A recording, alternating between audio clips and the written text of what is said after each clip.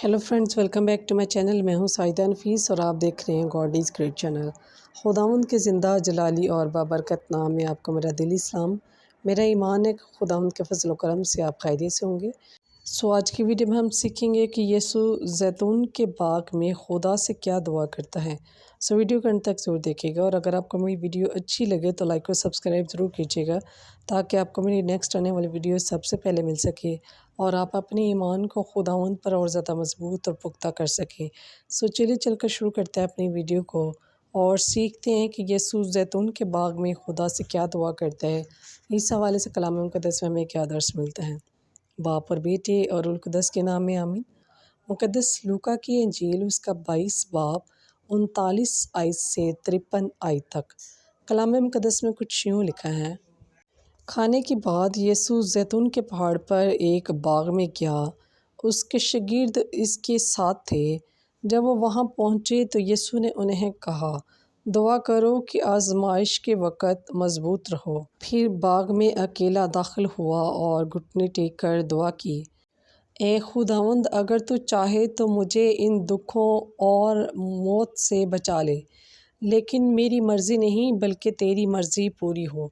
जानकनी की हालत में यीशु ने इतनी शिद्दत से दुआ की कि उसका पसीना खून की बूंदों की मानंद टपका। फिर वो उठा और शागिर्दों के पास आया। वो खौफ और गम की वजह से थक कर सो रहे थे। यीशु ने उनसे कहा, तुम कैसे सो सकते हो? जागो और दुआ करो ताकि आने वाली आजमाइश पर पूरा उतर सको। अभी यीशु शागिर्दों से बात कर ही रहा था कि आदमियों का एक गिरोह बाग में दाखिल हुआ। यहूदा अक्सरियती उनके आगे आगे था। वो यीशु के करीब आया और बोसा लिया। यीशु ने पूछा, यहूदा, क्या तू बोसा लेकर मुझे पकड़वाता है? जब शागिर्दों ने जाना कि वो यीशु को पकड़ने आए हैं तो यीशु से पूछा, ए खुदावंद, क्या हम तलवार निकालें? और एक ने तलवार से सरदार काहिन के नौकर का कान उड़ा दिया। लेकिन यीशु ने उन्हें रोका और कहा, रुक जाओ, और ज़ख्मी आदमी के कान को छूकर उसे अच्छा किया।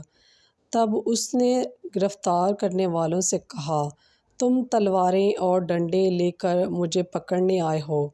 क्या मैं हर रोज़ हैकल में तुम्हारे साथ नहीं था? तब तुमने मुझ पर हाथ क्यों न डाला? लेकिन ऐसी घड़ी की बाबत कहा गया है कि ये तरीक़ी का दौर था।